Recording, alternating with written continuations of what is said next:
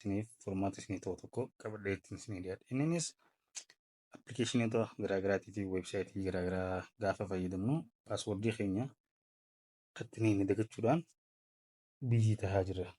Kanaafuu rakkoo san keessaa bahuudhaaf furmaata tokko qabadhee ittiin isinii dhiyaadhe naa waliin tura.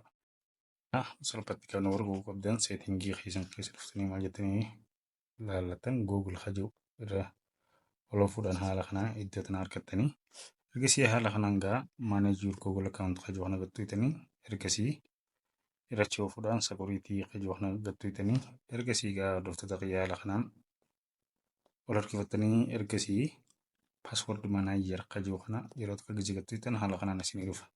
Nama paaswordii 72 ol waan fayyadamee qabu guutuutti haala kanaan naaf fidaa.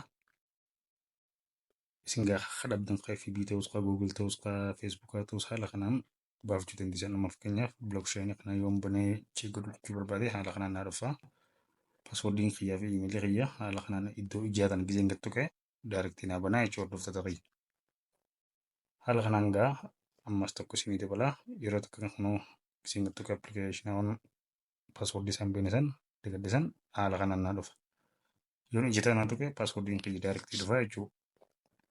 Haala kanaan gaa itti fayyadamaadha hordoftoota qiyyaa. Wanni godhuu qabdan bilbila keessan irratti gizee iddoo kana dhuftan seetingii jedhu kana yoo duraan cufaa jiraate haala kanaan banuu qabdanii iddoo tana banuun achitiin teessan paaswordiileen Google keessanii wantoota garaagaraa isin fayyadamtanii FB'dhaa waan barbaaddanii isin jala hatamuu hin danda'u seef isinii ta'a loogiin godhachuu dandeessan. Kanaafuu gaa itti fayyadamaadha.